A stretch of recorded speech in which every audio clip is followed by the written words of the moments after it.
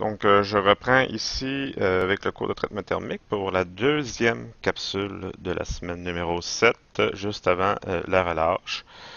Euh, pour cette semaine, j'avais comme objectif là, pour la relâche de terminer avec, en ce qui concerne tout ce qui concerne les essais Gemini de trembabilité que j'ai commencé bien entendu à aborder avec vous à la capsule précédente. Et aussitôt que j'en ai terminé avec tout ce qui a trait avec la trempabilité quantitative, et c'est Gemini inclus, ça va clore pour la théorie d'ici la semaine de relâche. Donc probablement, peut-être que ça va prendre une seule capsule, je ne le sais pas, peut-être une deuxième, mais une toute petite. Donc, je poursuis. Je vous avais enseigné à la capsule précédente que un essai Gemini consiste à générer différents vitesses de refroidissement sur un même échantillon, un échantillon circulaire de 1 pouce de diamètre, de 4 pouces de long, qui est au préalable chauffé au four dans l'austenite, et puis rapidement incorporé dans un dispositif d'essai Gemini, et au bout duquel l'échantillon est trempé à l'eau pour générer euh, un flux thermique dans le sens de la longueur de l'échantillon, de manière à générer toutes sortes de vitesses de refroidissement. Telles que vous le voyez à l'écran, vous voyez les différentes courbes, là, différentes vitesses de refroidissement, dépendamment de la position où on considère le refroidissement à partir de l'extrémité trempée de l'échantillon Gemini. Je vais maintenant vous montrer un petit peu plus, de manière plus réaliste, en quoi consiste l'essai Gemini. Euh, avec, à travers, vous imaginez bien, une animation qui nous montre un essai Gemini en vertu de la norme ASTM A255. C'est ce que vous allez voir, c'est exactement ce que vous allez reproduire lors du quatrième laboratoire que nous allons entamer là, après, après la relâche, bien entendu. Donc, je vous montre en quoi ça consiste. Donc, ici, dans l'animation, on va faire un essai Gemini sur un 10-18 qui consiste au départ, tel que l'indique l'animation, à chauffer l'acier dans le domaine austénitique, dans la zone rouge. Lors de l'animation, au préalable, l'échantillon aura été chauffé à 925 degrés C pour assurer, bien entendu, la mise en solution complète du carbone dans la phase cubique à face centrée du fer, en l'occurrence la phase austénitique. Donc, c'est ce que nous explique l'animation ici. Et vous avez ici une représentation de l'éprouvette Gemini qui est dans le four de traitement thermique.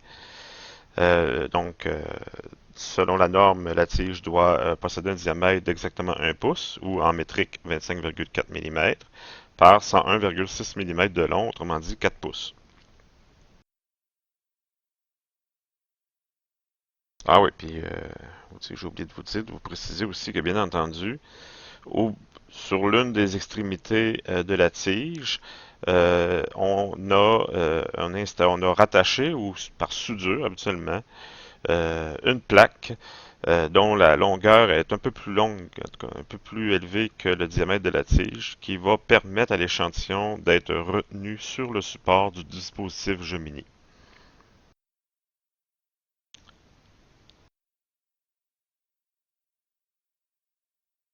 Justement, en ce qui a trait au dispositif Gemini, ici il est mentionné, excusez c'est en anglais, là, mais il est mentionné que euh, la sortie d'eau, la buse qui fait sortir l'eau, possède un diamètre de 12,7 mm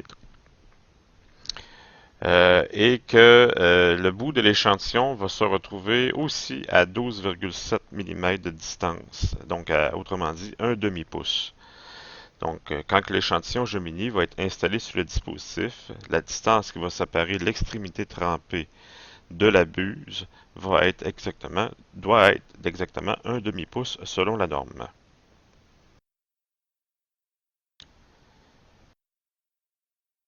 Donc ici, ce qu'on dit, c'est qu'avant l'essai Gemini, il faut vérifier le débit d'eau parce que ce qu'il faut comprendre, c'est que le débit d'eau va influencer, bien entendu, le niveau de refroidissement.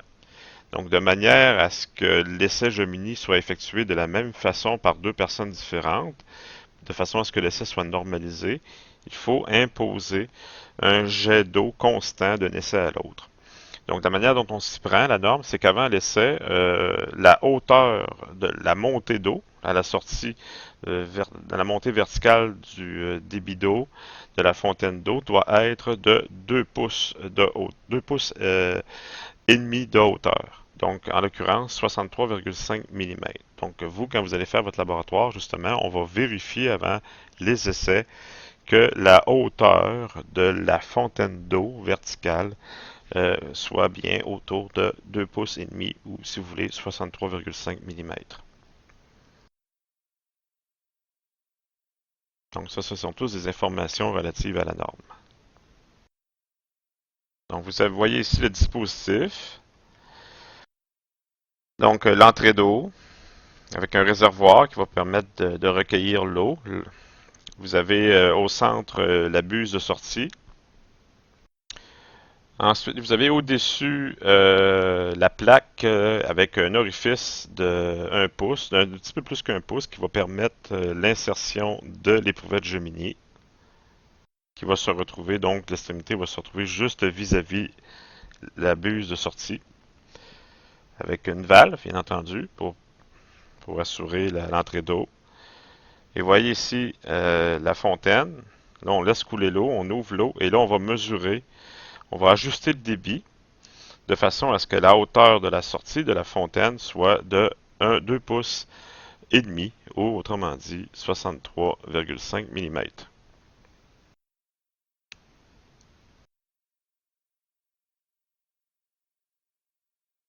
On démarre l'essai. Donc on ouvre l'eau.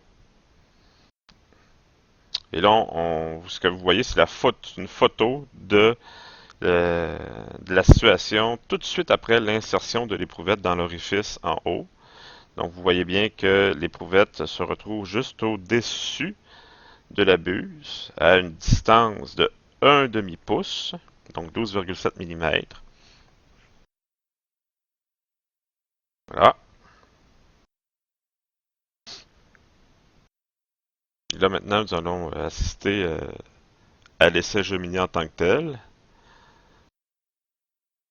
Okay. Donc ici, on explique bien entendu que lorsque l'eau va rentrer en contact avec l'extrémité de l'échantillon, ici vous voyez une photo du début, de la première seconde de contact entre l'eau et l'extrémité de l'éprouvette Gemini, qui est encore presque entièrement rouge ici, mais on voit qu'à l'extrémité, là, c'est un peu plus foncé. Donc, ça va refroidir dans le sens de la longueur. Et là, on exprime ici euh, les, euh, les taux de refroidissement qui vont être générés sur toute la longueur. Donc, à l'extrémité, on va générer environ 315 degrés C par seconde de refroidissement. Un peu plus loin, on va générer 50, 28, 17, 10 et ainsi de suite.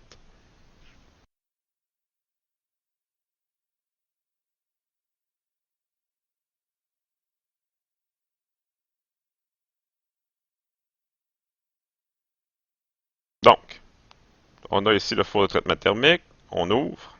Après 30 minutes de mise en solution, on prend l'échantillon, extrémité.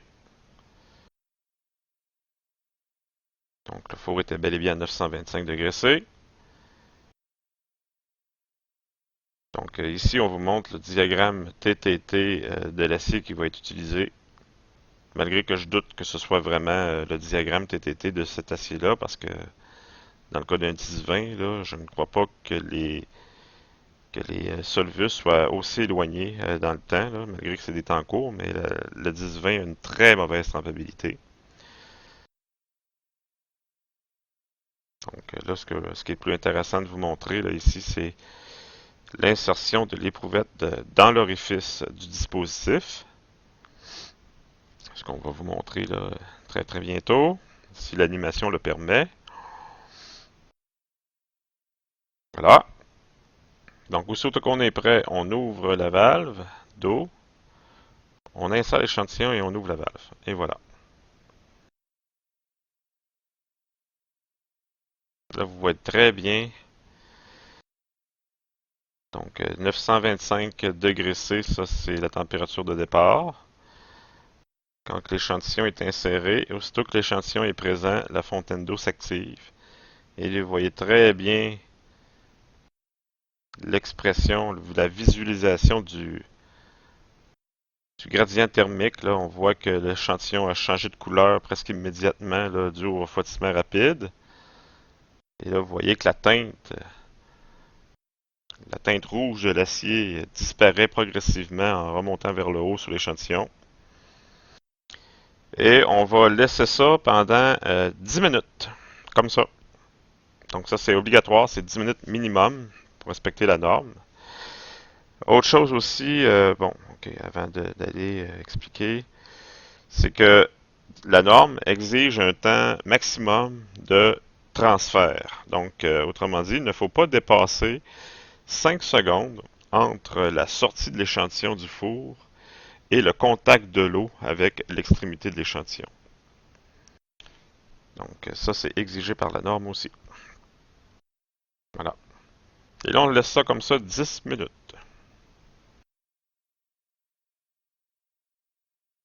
Au bout de 10 minutes, on retire l'échantillon du dispositif, on le laisse refroidir encore parce que surtout à l'extrémité éloignée, l'échantillon va être relativement chaud encore, donc il faut être prudent lorsqu'on retire. On ne retire pas avec les doigts l'éprouvette, on va prendre encore les pinces. Ce qu'on peut faire par contre, c'est de terminer le refroidissement en plongeant toute l'éprouvette dans un bassin d'eau. Ça ne dérangera nullement les données parce qu'on va être bien en bas de la température de sonétisation. Et l'étape suivante consiste à usiner, produire deux méplats dans le sens de longueur par usinage, tel que vous le voyez complètement à droite sur l'animation. Vous voyez, on a enlevé du métal de façon d'avoir un méplat d'environ 9 mm de largeur. Et on le fait sur deux côtés opposés, à 180 degrés. Donc on va avoir sur une même éprouvette deux méplats dans le sens de longueur de chaque côté de l'échantillon. Donc opposé de 180 degrés. Et ça en laboratoire, il y a des années que je le fais faire par les étudiants, le méplat. Certains échantillons, c'est facile. Pour d'autres, c'est beaucoup plus difficile. C'est tout dépendamment du taux de carbone de l'éprouvette. Comme par exemple l'acier 5200 qui possède autour de 1% de carbone. C'est extrêmement difficile de réaliser le méplat par simplement le surfaçage. Et le danger avec ça, c'est qu'on risque de surchauffer l'échantillon et donc de causer un revenu et de perdre la dureté et de fausser ainsi les résultats. De sorte que je privilégie, là, quand c'est possible, là, comme ça va être le cas cette année, de faire le méplat par un technicien en génie mécanique qui sont équipés pour faire de manière beaucoup plus efficace les méplats. Donc, et moins de travail donc pour les étudiants et ça me permet de sauver du temps aussi dans mes laboratoires.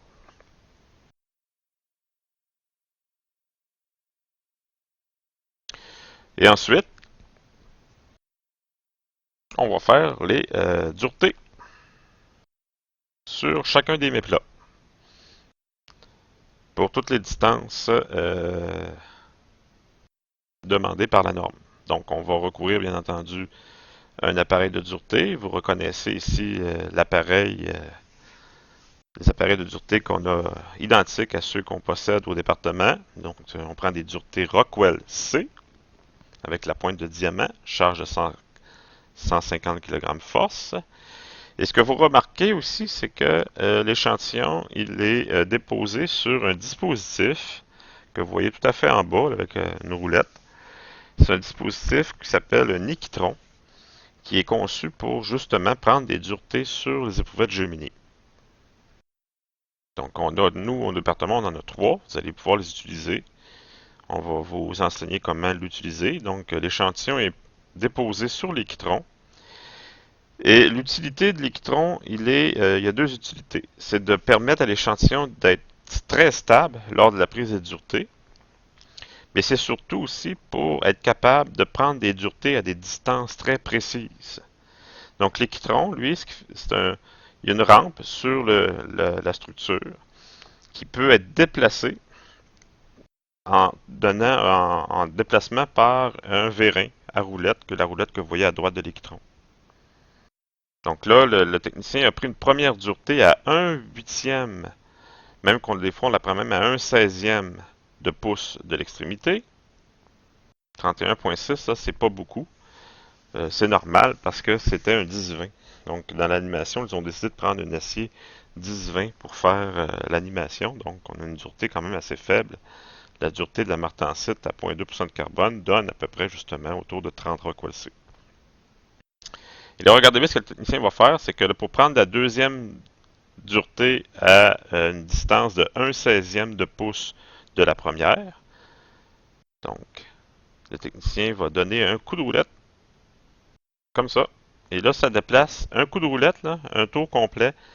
L'électron est conçu pour provoquer un déplacement de exactement 1/16 de pouce. Donc, on va pouvoir prendre une dureté exactement à 1/16.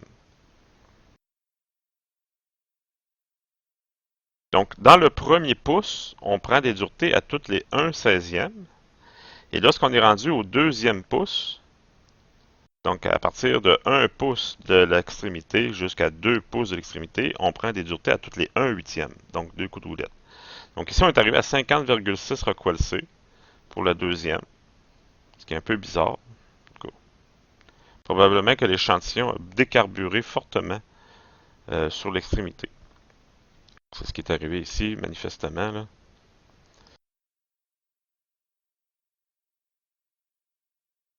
Et ainsi de suite. Donc, là, le technicien il va prendre des duretés jusqu'à minimum 2 pouces. Donc, le critère, c'est que si la dureté ne baisse pas beaucoup, on prend des duretés même jusqu'à 2 pouces et demi. Mais si la dureté baisse beaucoup, donc dans le cas d'un acier à faible trempabilité, on peut s'arrêter lorsqu'on atteint 20 Rockwell-C. Parce que l'échelle de Rockwell-C se termine à 20. Donc ici, on a pris 30 duretés, et vous voyez les empreintes sur toute la longueur. Donc vous remarquez qu'il y a la, la, la distance entre les empreintes près dans le premier pouce, ou même ici on l'a fait vraiment plus que dans le premier pouce, on en a pris presque dans un pouce et demi, on a pris à toutes les 1/16. Et plus loin, la distance est plus grande entre les empreintes, donc on les a pris à toutes les 1/8 dans la zone la plus éloignée. Et les données de dureté, après ça, qu'est-ce qu'on fait avec? Donc on les met sur un graphique. Donc dureté Rockwell-C en fonction de la distance. Là, ici, dans le graphique, c'est rare qu'on voit ça là, en millimètres, mais habituellement, on les met en Amérique du Nord, du moins, là, comme vous allez le faire vous autres même aussi en lab. On exprime la distance en 16e de pouce. Moi, je suis pas habitué de voir ça en millimètres, c'est beaucoup plus en 16e de pouce. Et là, ben, ce que vous voyez, le résultat que vous voyez ici, c'est la courbe Jomini dont je vous ai parlé à la capsule précédente, obtenue de manière expérimentale, donc à travers l'essai Jomini, à travers la norme ASTM 255.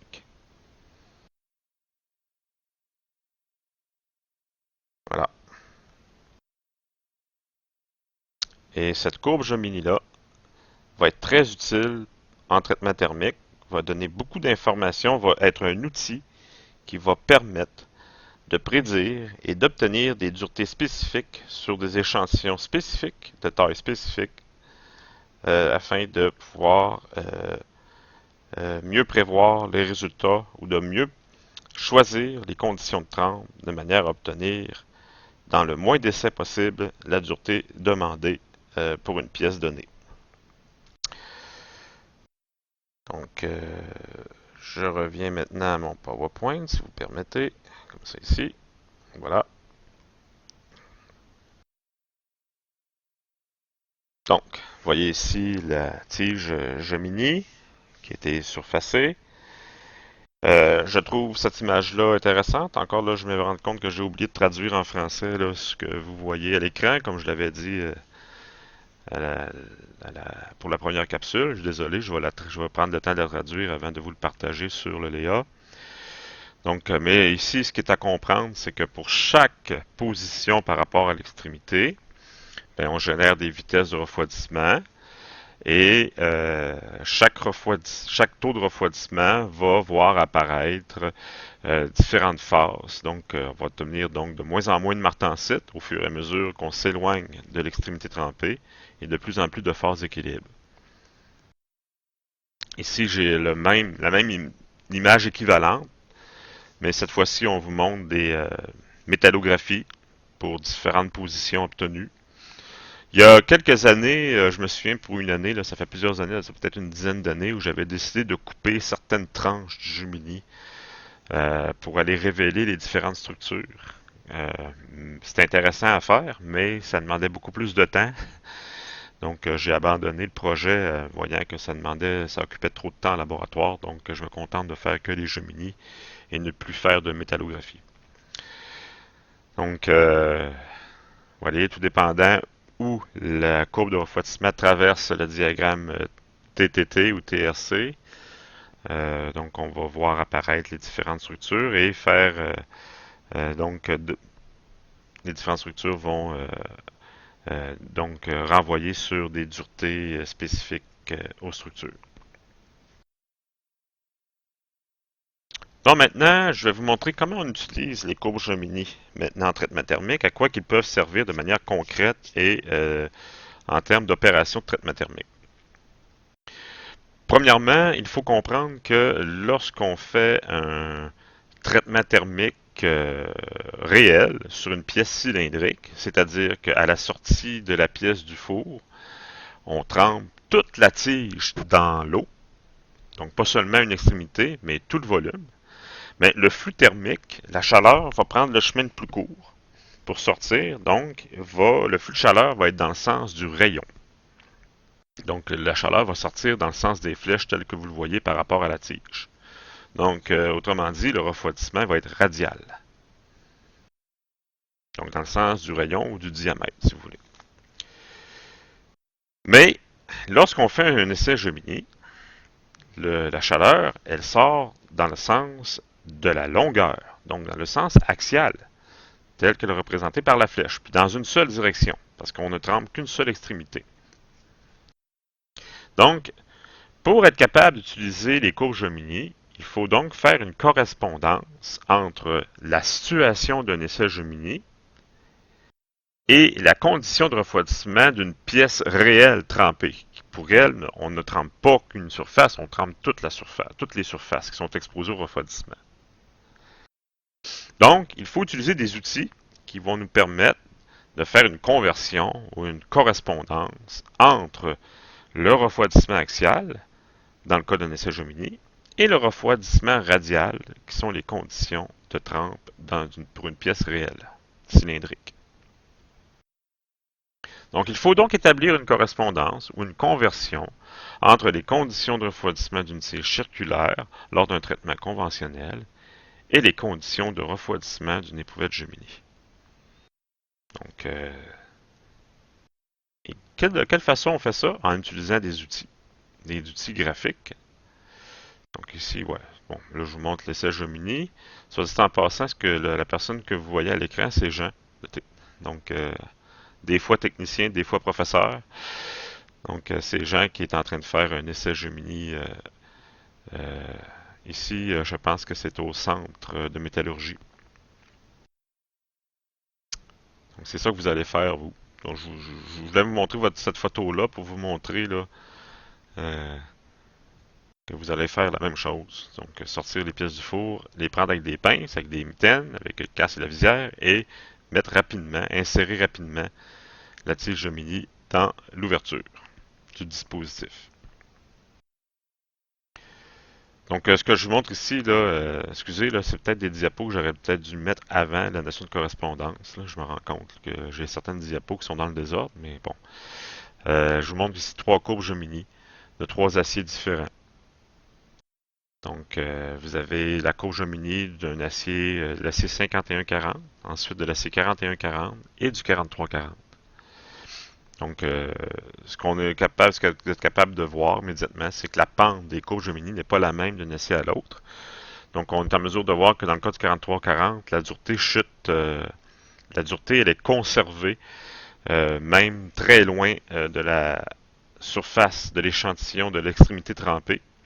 Donc, autrement dit, même pour des refroidissements lents, le 43-40 a réussi à avoir de très bonnes duretés. Donc, ça démontre une excellente trempabilité. À l'inverse, le 51-40, la dureté chute assez rapidement au fur et à mesure qu'on s'éloigne de la surface trempée. Ça veut dire que le 51-40 n'a pas réussi à faire de la martensite, même avec des refroidissements plus lents.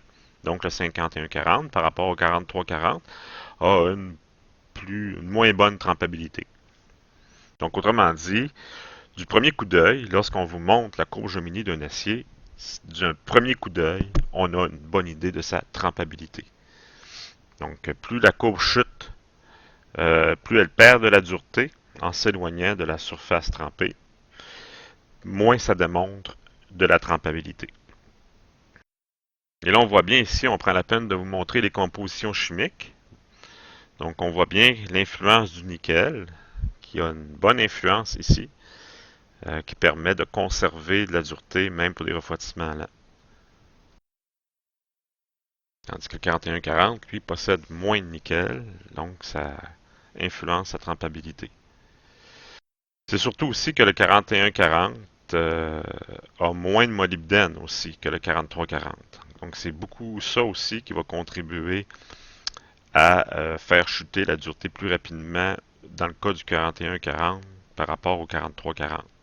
Donc manifestement, ici, le 4340, probablement qui est très près de son 0,3% de molybdène, tandis que le 4140 en contient environ 2 fois moins. Et ça a une très forte influence sur la courbe. En plus de la présence du nickel pour le 4340, bien entendu.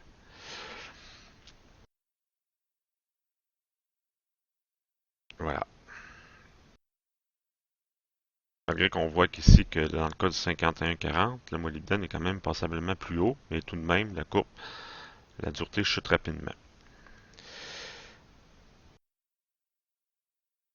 Donc, ce que vous voyez ici, c'est... bon, ça, je passe ça. Donc, ici, c'est pour vous montrer seulement que lorsqu'on fait un essai Gemini, il y a une position pour laquelle, par exemple, le refroidissement va correspondre à un taux de refroidissement représenté sur le diagramme TRC. Donc, par exemple, il y a un endroit pour lequel on va obtenir une dureté de 42 recoilcée à une certaine distance par rapport à l'extrémité trempée. Donc, correspondant à une certaine vitesse de refroidissement. Et là, ce 42 recoilcé-là est expliqué par, on voit si on suit la courbe de refroidissement, on fait de la ferrite primaire. Un petit peu, pas trop, 2%, mais on en fait quand même. On n'en fait pas de perlite, mais on fait de la bénite, beaucoup de bénite, jusqu'à peu près 40% de bénite. Donc, on a environ la différence, 58% de martensite. C'est ce qui explique le 42 recoilcé dans cette situation-là. Donc, ce que vous voyez ici, c'est des profils de dureté sur différentes tiges, mais ça, je vais revenir là-dessus un petit peu plus tard. Je vais reculer pour vous. Je veux, autrement dit, avant ça, vous mettre l'accent sur l'utilisation des outils de trempabilité en ce qui a trait à la trempabilité quantitative. Donc, maintenant, je vais vous enseigner sur la notion de diamètre critique idéal, le DCI. Donc, le DCI, c'est une façon simple de quantifier la trempabilité d'un acier et de comparer la trempabilité en différents aciers. Donc, de la même façon qu'on est capable de quantifier une dureté, une limite élastique, une ductilité, c'est-à-dire de mettre un chiffre, on est capable aussi de mettre un chiffre pour exprimer la trempabilité. Et ça, de la façon dont on peut le faire, c'est à travers ce qu'on appelle le diamètre critique idéal. Le diamètre critique idéal, donc c'est un chiffre, c'est un diamètre de tige. Donc, c'est quoi le diamètre critique idéal? C'est le diamètre qu'une tige d'acier doit avoir, que lorsqu'on le trompe à l'eau complètement, il puisse nous permettre d'obtenir une structure 50% martenstique au centre de la tige. Donc, le diamètre de la tige qui va nous permettre d'avoir 50% de martensite au centre, donc au cœur de la tige, par une trempe à l'eau, ce diamètre-là s'appelle le diamètre critique idéal. Donc, et ça, bien entendu, plus un acier contient d'éléments d'alliage, donc plus la martensite est facile à faire apparaître. Autrement dit, plus la martensite est capable d'apparaître même pour des refroidissements lents. Donc, un acier qui possède d'autant plus d'éléments d'alliage, qui est facile à tremper, son diamètre critique idéal va être d'autant plus grand. Donc, parce que, autrement dit, même avec un refroidissement très lent au centre de la tige, l'acier ayant une bonne trempabilité va réussir à aller produire de la martensite. Et le diamètre qui va permettre d'en produire 50%, ce diamètre-là s'appelle le diamètre critique idéal. Donc, ça permet de chiffrer. Et là, je vais maintenant vous enseigner sur la façon dont on arrive pour déterminer le diamètre critique idéal, de la manière analytique, en fonction de la composition chimique de l'acier et aussi de la taille du grain. Donc, il faut tenir compte, pour être capable de calculer le diamètre critique idéal, sans avoir à faire des tests expérimentaux, parce que la manière qu'on pourrait s'y prendre, c'est de prendre un même acier de différents diamètres de tige, qu'on les trempe dans l'eau, et ensuite qu'on en fait une coupe, et puis qu'on aille faire des métallographies. Et là, ça devient très difficile pour aller distinguer la martensite, pour essayer d'en évaluer quel diamètre de tige nous a permis d'en avoir 50. On peut aussi recourir à des duretés au centre des tiges coupées, mais ça devient beaucoup, en tout cas, il y a beaucoup de sources d'imprécision. Mais on a moyen d'aller évaluer ce diamètre critique idéal-là uniquement à partir d'informations de composition chimique et de taille de grain. Donc, tout ce qui influence, autrement dit, la capacité de la martensite à apparaître. Donc, on a déjà appris que la présence de chrome, de molybdène, de nickel et de d'autres éléments d'alliage facilite l'apparition de la martensite parce qu'il recule, il stabilise le sténite. Et le sténite, ben, ça prend de l'austenite pour faire de la martensite. Donc, en stabilisant le sténite, en la préservant des températures plus froides lors du refroidissement, ben, on facilite l'apparition de la martensite. Lorsqu'on atteint la température MS, bien entendu, donc ça, c'est tous des choses qu'on a déjà vues.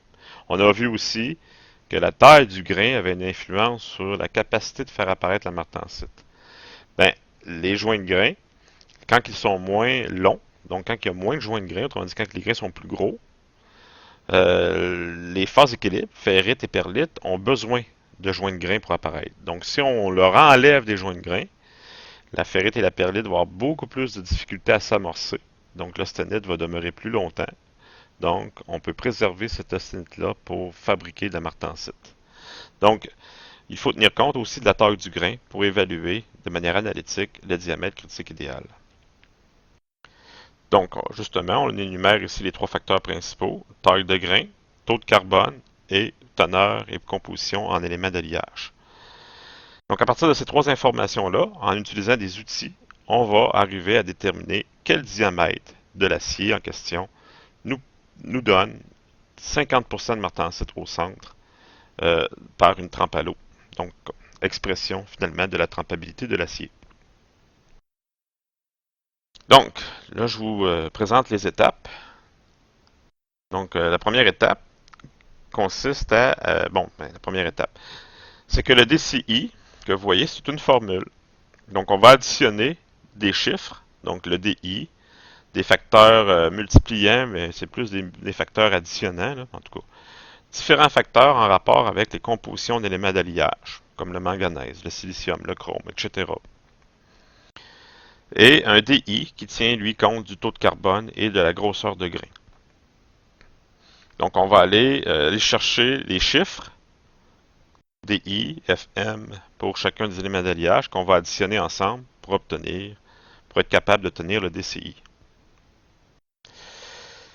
Donc, on va commencer par aller chercher le DI, qui est lui fonction du taux de carbone et de la grosseur de grain. Donc on va faire un exemple avec un acier. Par exemple, on s'intéresse à calculer le diamètre critique idéal de l'acier 8640, dont la composition chimique est exprimée à l'écran. Grosseur de grain de l'échantillon, ASTM 8. Donc on utilise les tailles de la nomenclature ASTM 8. Première étape, déterminer le DI. C'est marqué le DCI ici, mais c'est le DI, c'est pas le DCI. Donc, on va aller prendre une table que vous avez dans vos notes de cours, que je vous allez vous montrer ici, la table 3 de la feuille Gemini 1. Donc, les chiffres que vous voyez, c'est des valeurs de DI. Fonction en même temps du taux de carbone, exprimé dans la première colonne. Donc, la première colonne tout à fait à gauche, ce sont des taux de carbone. Donc, le diagramme est divisé en deux. Donc, une partie à gauche, une partie à droite. Donc, le taux de carbone, ça démarre à 0,01 jusqu'en bas à 0,45. Et ça se poursuit de l'autre côté dans la partie droite du diagramme, 0,46, jusqu'à 0,9 carbone en bas. Et pour chacune des deux parties, vous avez 4 colonnes représentant des tailles de grains. 5, 6, 7 et 8. Donc, dans notre exemple, on a un acier qui contient exactement 0,39% de carbone. Donc, on va aller se porter sur la ligne 0,39. Et dans la colonne, taille de grain numéro 8. Et donc, on s'en va à taille de grain numéro 8. Et donc, dans la colonne 0,8 et sur la ligne 0,39, il y a un chiffre qui est mis en évidence par un cercle rouge qui est 0,29, 0,290. Et ça, c'est la valeur du DI. Donc, on le conserve. On va s'en servir plus tard pour additionner avec les autres facteurs en fonction des éléments d'alliage. Et là, pour ça, ça prend une autre table, la table 1. Et là, à tour de rôle, donc vous avez ici les compositions, encore, comme dans le premier tableau, d'abord à 0,01 dans la colonne extrême gauche. Et là, cette fois-ci, le diagramme est divisé en 3. Donc, on part à 0,01, on descend jusqu'en bas, on tombe à 0,55, puis ça se poursuit dans la partie centrale, 0,56 jusqu'à 1,2, et ça se poursuit dans la troisième partie à 1,22 et jusqu'à 3. Donc ça, c'est des pourcentages d'éléments d'alliage, pourcentage massique. Et sur les autres colonnes, dans chacune des 3 sections, vous avez les éléments d'alliage qui vont nous permettre d'aller chercher les facteurs pour chacun d'eux. Donc, une colonne pour le manganèse, une colonne pour le silicium, une autre pour le nickel, une autre pour le chrome et une autre pour le molybdène. Donc, par exemple, si on commence avec le manganèse, donc la teneur en manganèse de notre acier, c'est 0,91. Donc, on s'en va sur la ligne 0,91, colonne du manganèse, et le chiffre qui apparaît, qui est encerclé en rouge, 0,606. On conserve ce chiffre-là. On fait la même chose avec les autres éléments. Donc, ils sont tous identifiés par des cercles rouges pour chacun d'eux, silicium, nickel, pour le molybdène et pour le chrome. Donc, on a les 5 facteurs qu'on va additionner avec la valeur de DI qu'on a trouvé précédemment, qui était de 0,29. Donc, on a tous les facteurs qu'on a trouvés ici à l'aide de la table numéro 1, auquel on additionne le chiffre de 0,29. Donc, 0,29 plus 0,344, etc. Ça nous donne une somme de 1,59. Et ça, le 1,59, c'est pas le DCI, c'est la somme des facteurs. Et pour finalement aller chercher le diamètre critique idéal, on utilise une troisième table, la table 4, et qui est divisée en 2 parties. La première colonne à gauche, c'est la somme. Vous voyez, SUM, somme, donc la valeur de différentes sommes. Et le DI, c'est le DCI, c'est le diamètre critique idéal. Donc, nous, notre somme, c'est 1,59. On va aller identifier ce chiffre-là, qui se retrouve dans la deuxième partie du tableau. Donc, on s'en va identifier la valeur de 1,559. Ici, il y a 1,591 qui nous est proposé. Donc, on va dire que c'est quasiment pareil. Et là, on lit sur la ligne correspondante la valeur du diamètre critique idéal qui est autour de 3,9. Donc, le DCI est à 3,9 à peu près. Donc, c'est comme ça. Donc, cet acier-là, cet alliage-là, a un DCI de 3,9.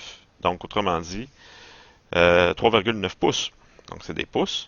Donc, c'est bien exprimé dans le tableau, là, inch, IN, pour pouce. Donc, 3,9 pouces. Donc, c'est le diamètre que devrait avoir cette tige-là, que, une fois trempée à l'eau, elle puisse nous permettre d'avoir au centre 50% de martensite. Donc, un diamètre de critique idéal de 3,9 pouces, ça dénote d'une bonne trempabilité.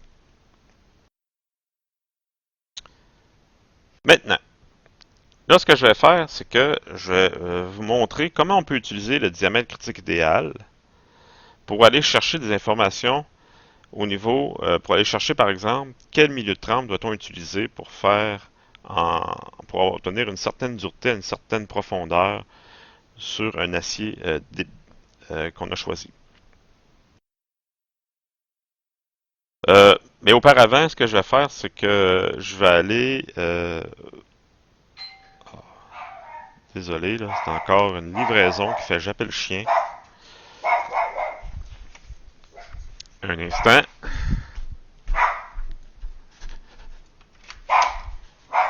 Oui. Oui. Merci. OK, je suis désolé pour l'intermède, là. C'est une livraison. Bon, OK, je continue. Je suis absolument désolé.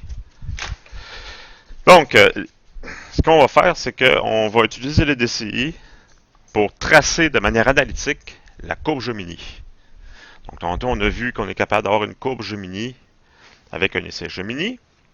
Et là, je vais vous montrer qu'on est capable d'avoir la même courbe Gemini sans faire d'essai Gemini, mais de manière analytique.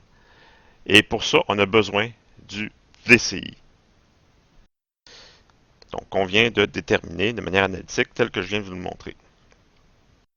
Maintenant, on va aller tracer la courbe d'essai Gemini de manière analytique en utilisant entre autres la valeur du DCI. Ce qu'il faut savoir au départ, on a besoin de connaître la dureté initiale, c'est-à-dire la dureté de l'acier à l'extrémité trempée. Donc ça, c'est facile parce qu'on considère que l'extrémité qui est en contact avec l'eau refroidit extrêmement rapidement, donc on va avoir 100% martensite à l'extrémité. Et on sait que la dureté de la martensite dépend uniquement du taux de carbone. Et là, on va donc utiliser, dans notre exemple, notre acier qui a 0,39 carbone, on utilise tout simplement la courbe que vous avez déjà vue, la courbe de dureté de la martensite en fonction du taux de carbone. Nous, en ayant 0,39, donc si on utilise la courbe, si on se reporte à 0,39, on va lire horizontalement qu'on obtient environ 55 Rockwell-C à l'extrémité de l'échantillon Gemini exposé à la fontaine d'eau. Donc, on a besoin de cette donnée-là pour tracer la courbe Gemini. Donc, le IH, Initial Hardness, dans notre exemple, 55 Rockwell-C. Ensuite, on va aller déterminer les autres duretés. Donc, au fur et à mesure qu'on s'éloigne de l'extrémité trempée, à l'aide d'un outil graphique que je vous montre ici. Donc, vous avez ici un outil graphique qui est identifié comme étant la feuille Gemini 4, qui va nous permettre, pour plusieurs distances Gemini, ou si vous voulez, pour plusieurs distances par rapport à l'extrémité trempée, d'aller chercher les duretés. Donc, chaque courbe que vous voyez ici sont identifiées par 1/4 de pouce, 1 demi-pouce, 3/4, 1 pouce, 1 et 1/4, 1 et 1 demi, 1 et 3/4 et 2 pouces. Donc, ces courbes-là sont relatives à la distance par rapport à l'extrémité trempée. Elles vont nous permettre d'obtenir la dureté pour chacune de ces 8 distances. Là, on a 1, 2, 3, 4, 5, 6, 7, 8. Ouais. Sur l'axe vertical, c'est le DCI. Donc, on va aller tracer une ligne horizontale à la position du DCI. Donc, nous, c'est 3,9. Donc, on se met à 3,9 pouces de DCI, et là on trace une droite horizontale. Elle n'a pas l'air très horizontale, ma droite. En réalité, c'est mon graphique qui est un petit peu croche. Je vais essayer de corriger la situation ici. Comme ça. Bon. Donc là, je suis à peu près à 3.9. Voilà.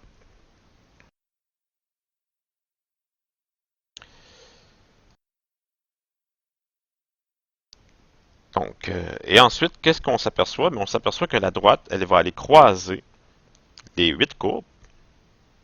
Et on va se servir des intersections entre la droite et les 8 courbes pour aller lire verticalement. Donc, je vais ici faire ça ici. Donc, vous voyez là, je vais aller lire verticalement au croisement. Et ce que je vais aller lire, c'est une valeur, comme vous voyez, là, ça part de 0, 1.5, 2, 2.5, 3, 3.5, 4. Que représentent ces valeurs? Elles représentent le ratio dureté initiale au bout de l'échantillon, qui nous est de 55 recoil C, sur la dureté à la distance considérée. Donc, que ce soit un quart de pouce, un demi, trois quarts, un pouce et un quart. Donc, le DH est l'inconnu. C'est ce qu'on veut. On veut avoir la dureté. Mais on connaît le IH, puis on connaît le ratio, parce que les valeurs sur l'axe horizontal, c'est le ratio. Donc, autrement dit, on a deux valeurs connues, une inconnue, qui va donc nous permettre de trouver l'inconnu. Donc, par exemple, si je fais la dureté pour un quart de pouce par rapport à l'extrémité, je m'en vais lire à l'intersection, et là, la flèche pointe directement sur le 1. Donc, ça veut dire quoi? Ça veut dire qu'à un quart de pouce, le ratio entre la dureté initiale, qui est à 0, et la dureté à 1 pouce est de 1. C'est-à-dire la dureté à un quart de pouce, il est de 1. Donc, autrement dit, ça veut donc dire que forcément, DH est égal à 55. Donc, le ratio est de 1. Donc, 55 divisé par 55, ça fait 1.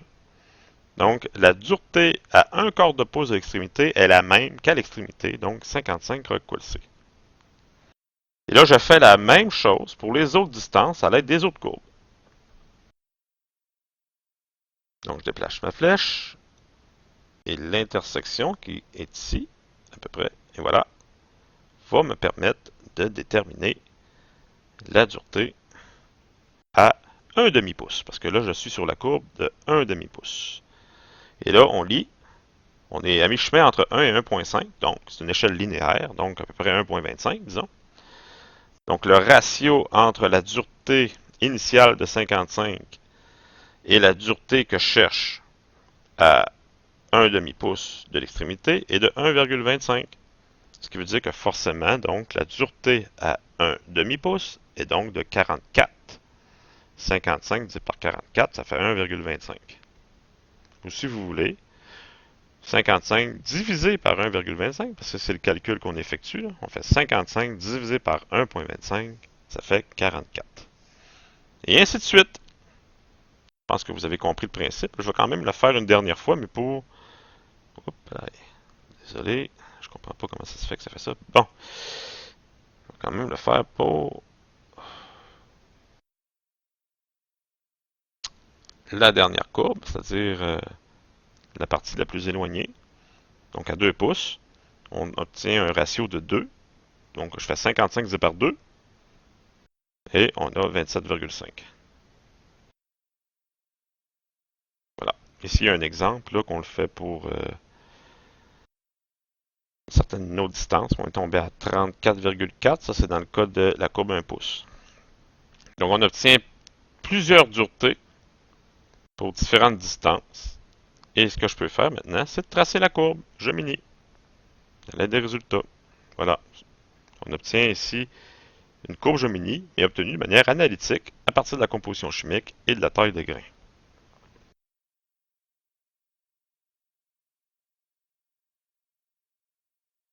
Donc, ce que je vous montre ici, c'est que, étant donné que les aciers ont une marge de manœuvre en rapport avec leur composition chimique, donc par exemple, dans le cas d'un 8640, ben, une aciérie dispose d'une certaine marge de manœuvre.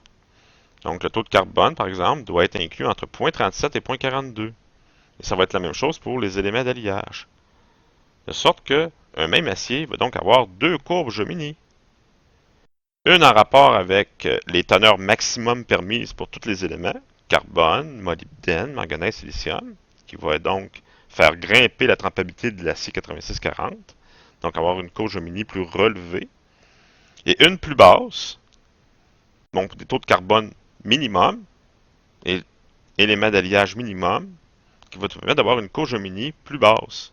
Et vous voyez que la différence est quand même assez importante. Donc ça, c'est la courbe, c'est deux courbes Jomini, mais obtenues avec, selon la norme, selon la loi, avec deux aciers ayant la permission de s'appeler 8640.